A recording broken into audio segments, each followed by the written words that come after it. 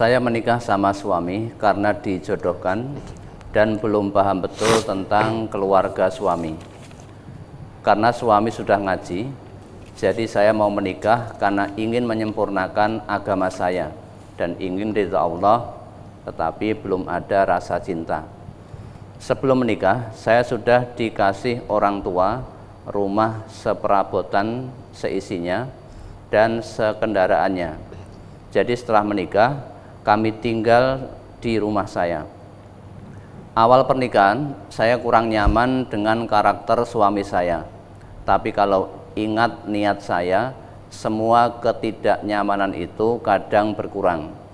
Saya kembali fokus pada tujuan mencari ridha Allah. Setelah punya anak,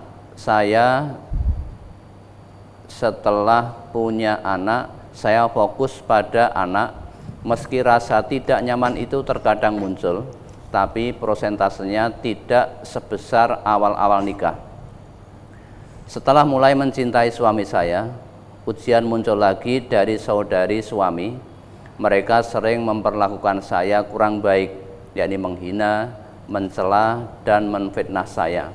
Dan parahnya, suami tidak membela saya meski posisi saya benar dan dizalimi. Padahal saya sebagai istri juga ikut membantu mencari nafkah. Gaji saya lumayan untuk meringankan beban suami, dan saya tidak pernah dikasih gaji oleh suami saya. Kalau saya benar-benar tidak punya uang, baru saya minta, itu pun dikasihnya ngepres dan setengah tidak ikhlas.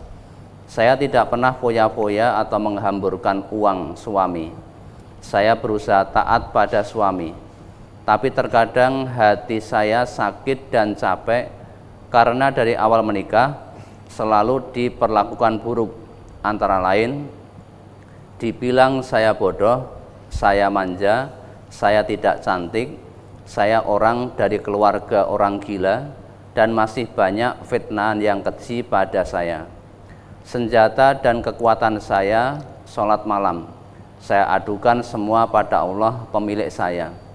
Tapi terkadang kalau pas capek, hati ini tidak kuat diperlakukan buruk saudaranya, dan suami cenderung memperburuk keadaan, yakni membela saudaranya yang salah. Pertanyaan yang pertama, apakah dibenarkan saudarinya mengganggu kehidupan rumah tangga kami? 2. Apakah istri boleh menuntut haknya, yakni diberi kenyamanan, ketenangan, dan kebahagiaan pada suami? 3. Apakah dibenarkan hak istri diberikan pada saudaranya tanpa sepengetahuan istri, dan istri dibiarkan membanting tulang untuk membantu suami? Terima kasih atas jawabannya. Kalau yang ibu ngendikaken ini betul kondisinya benar-benar terjadi seperti itu, maka suami ibu ini suami yang mengkhianati amanah dari Allah. Sekalipun suami ibu sholat, namun gak ngerti fungsi sholatnya, dia menyia-nyiakan istrinya. Padahal istri itu amanah dari Allah yang harus dididik, dijaga, diayomi, bukan untuk disakiti. Lebih parah lagi kalau ternyata suaminya juga warga ngaji. Ya, berarti ngajinya untuk apa? Ngajinya untuk apa kalau tidak diamalkan? Istri itu adalah amanah dari Allah. Dan kita hamba Allah yang ngaku beriman pada Allah diperintahkan la takhunullah war rasul wa takhunu amanatikum wa antum ta'lamun. Jangan kamu mengkhianati Allah dan mengkhianati Rasulullah. Dan jangan mengkhianati apapun yang diamanahkan kepadamu, apapun itu bentuknya, sedang kamu mengetahui. Kalau suami ibu ini betul seperti ini, berarti telah mengkhianati Allah, mengkhianati Rasul, mengkhianati amanah yang telah Allah amanahkan kepada dirinya. Ya akibatnya akan sengsara suami nanti. diamanai istri untuk dididik dengan baik, dirawat dengan baik, diayomi, dijaga, diberi nafkah lahir batin dengan cara yang baik, ya, dipergauli dengan cara yang ma'ruf, wa ashiruhunna bil ma'ruf, ya, pergauli istri-istrimu dengan cara yang ma'ruf. Fa in karihtumuhunna fa'asa an takrahu syai'aw wa yaj'alallahu fihi khairan katsira. Ya, jika ada sedikit sesuatu yang kamu tidak suka terhadap istrimu, bersabarlah. Bersabar bukan berarti diam, istri tetap dinasehati, istri tetap dididik, karena bisa jadi ketidaksukaan kita pada istri terkait hal yang kita tidak suka pada istri, justru di balik ketidaksukaan itu Allah sudah siapkan kebaikan yang banyak. Ya, tadi istri sudah ikut meringankan, membantu suami untuk mencari nafkah keluarga. Harusnya suami bersyukur. Padahal istri itu tidak punya kewajiban untuk mencari nafkah. Yang punya kewajiban itu suami. Ar-rijalu qawwamuna 'alan nisa bima faddalallahu ba'dahum 'ala ba'din wa bima anfaqu min amwalihim. Suami itu punya kewajiban mencari nafkah untuk keluarganya. Andai istri panjenengan tadi tidak membantu mencari nafkah, istri panjenengan tidak dosa. Karena mencari nafkah itu di sisi Allah kewajiban suami, kewajiban panjenengan. Kalau kewajiban itu tidak ditunaikan, panjenengan berdosa. Hak istri itu menjadi kewajiban suami. Begitu pula hak suami menjadi kewajiban istri.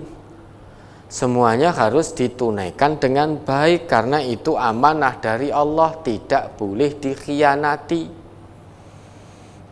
Haknya istri kewajiban suami, maka suami harus berusaha sekuat tenaga menunaikan kewajiban yang menjadi hak istri. Salah satunya mendidik, mengayomi, menafkahi, mencintai, mengasihi, memperhatikannya, bukan menyakiti. Ya, istri itu tidak untuk disakiti, baik secara hati maupun secara perbuatan.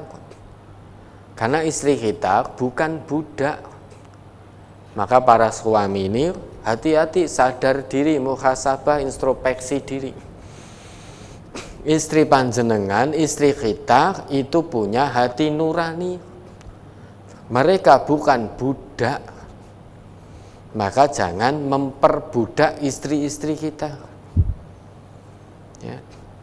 Diajak ngomong yang baik kalau ada sesuatu yang panjenengan tidak suka. Jangan dibentak-bentak. Jangan disentak-sentak. Nabi itu manusia paling agung, maksum. Ya. Maksum, terjaga dari dosa. Beliau itu yang paling baik terhadap istrinya. Khairukum khairukum li ahli wa ana khairukum li ahli. Khairukum khairukum li ahlihi wa ana khairukum li ahli. Sebaik-baik dari kalian siapa yang paling baik terhadap istrinya. Dan aku, yaitu Nabi, orang yang paling baik di antara kalian terhadap istriku. Beliau itu sangat berkasih sayang pada istrinya. Sangat santun, memperhatikan, mempergauli dengan cara ma'ruf. Tidak memperbudak istri-istri beliau. Nah, kita tidak. Dengan berdalih ar-rijalu qawwamuna 'alan nisa, sehingga bersikap sewenang-wenang terhadap istri, sakdet saknyet, nek ra cocok nesu-nesu, kasar, bahkan sampai banting-banting apapun, bahkan sampai memukul istri. Nah, maka suami sadar, introspeksi, istri itu tidak untuk disakiti, apalagi baik dengan perbuatan apa-apa lesannya. Tadi dikatakan suaminya sering goblok-goblokan istrinya. Oh bodoh, goblok dan lain sebagainya. Dasar istri dari keluarga gila. Lah kok kowe gelem? Dari keluarga gila. Tadi kan begitu pengakuannya. Kalau itu terjadi, justru yang gila itu suamimu, suami panjenengan dengan mengatakan itu. Yang gila suami panjenengan. Kenapa gila? Sudah mengkhianati amanah dari Allah. Yang bodoh itu bukan panjenengan, tapi suami panjenengan yang bodoh dengan mengatakan panjenengan bodoh. Nah, itu menyakiti. Jangan berlaku sebagai Tuhan di hadapan istri. Ya. Kita ini semua hamba. Kita punya kelebihan sebagai suami, juga punya kekurangan. Istri juga punya kelebihan dan juga punya kekurangan. Kelebihan kita gunakan untuk menutup kekurangan istri. Kelebihan istri digunakan untuk menutup kekurangan suami. Biar keluarga tetap harmonis, ada muncul rasa cinta kasih. Nah, tadi pertanyaannya, bolehkah saudara-saudarinya mengganggu rumah tangga kami? Tidak diperkenankan siapapun mengganggu, mengusik rumah tangga seorang muslim. Bahkan Nabi ngendika, al-muslimu man salimal muslimuna min lisanihi wa yadihi. Muslim yang baik itu adalah yang apabila muslim yang lain selamat dari perbuatan lisan dan tangannya. Nah, kalau tadi saudara-saudarinya mengusik, ikut-ikutan campur tangan dalam rumah tangga panjenengan, yaitu tidak dibenarkan. Karena dilarang oleh Nabi, dilarang oleh agama kita. Sudah, kalau ada yang ikut campur, tidak usah digubris. Urusanmu apa kan itu? Ini urusan saya dengan suami saya sebagai imam saya dalam rumah tangga, sebagai kepala rumah tangga saya. Akan saya selesaikan dengan musyawarah dengan suami berlandaskan Quran Sunnah, karena kami orang Islam, kami orang ngaji. Nah itu. Lah suami kalau orang Islam, kalau orang ngaji, musyawarah dengan istri landasannya Quran Sunnah. Kalau di hadapannya ada Quran, ada Sunnah, suami jangan selalu merasa paling benar, harus taslim, tunduk. Kalau Quran menjelaskan kewajiban suami adalah menyayangi, lembut santun, menafkahi dengan cara thayyib pada istri, mempergauli istri dengan cara ma'ruf, maka suami jangan egois. Dirim lesannya. Man kana yu'minu billahi wal yaumil akhir falyaqul khairan aw liyasmut. Kalau suami tidak bisa berkata baik kepada istri, perkataan suami hanya menyakiti istri, maka lebih baik suaminya diam, jangan ngomong, biar tidak terjumus, biar tidak nabrak, melanggar ketetapan Allah dan Rasulnya. Maka suami jangan merasa paling benar.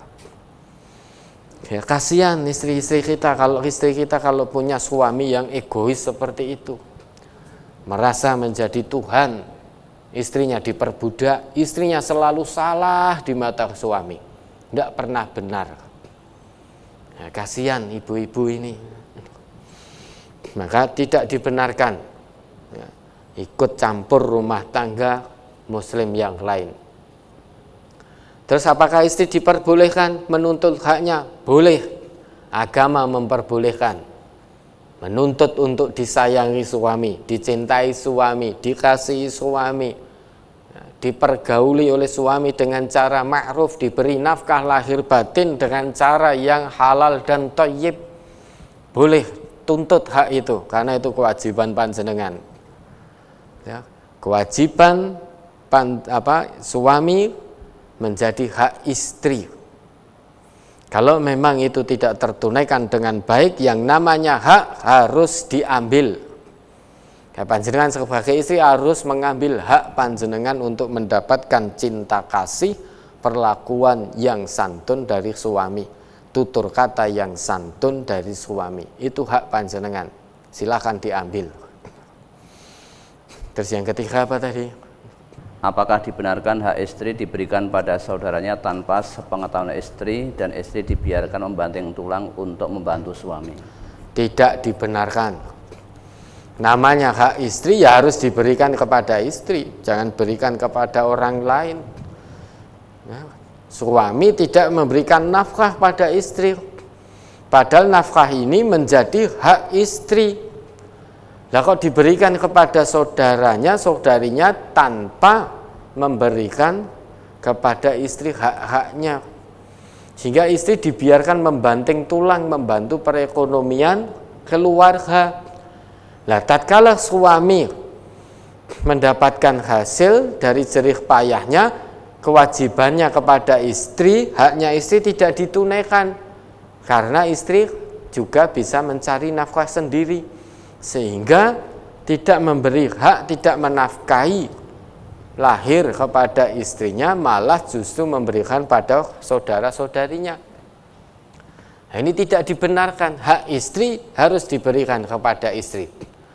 Perkara panjenengan mau membantu saudara-saudari panjenengan, namun tunaikan dulu hak istri. Hak istri berikan dulu. Nah, nanti setelah itu berikan bantuan pada saudara-saudari. Kalau istri haknya tidak diberikan, malah diberikan pada saudara-saudari panjenengan, maka tidak dibenarkan. Ya. Apa kita tidak boleh membantu saudara-saudari kita? Boleh. Boleh, namun hak istri tunaikan dulu, penuhi dulu. Syukur-syukur istri diajak ngomong dengan baik, Dek. Ya, dengan cara yang santun, Dek. Ini harusnya menjadi nafkah lahirmu, Dek. Namun kamu kan masih Allah beri rezeki, kamu bisa mencari nafkah. Ini kebetulan saudara-saudariku atau kakakku atau adikku sedang butuh uang ini. Gimana, Dik, menurutmu kalau ini aku berikan sebagai untuk membantu kakakku, Mbak Yuku atau adikku?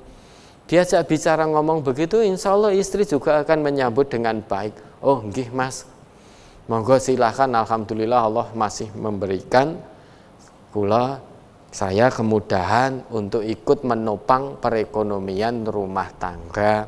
Pun monggo iku untuk membantu Mbak Yu panjenengan, Mas panjenengan atau adik panjenengan. Nah, begitu istri yang baik pasti akan menyambut perkataan suami yang baik juga.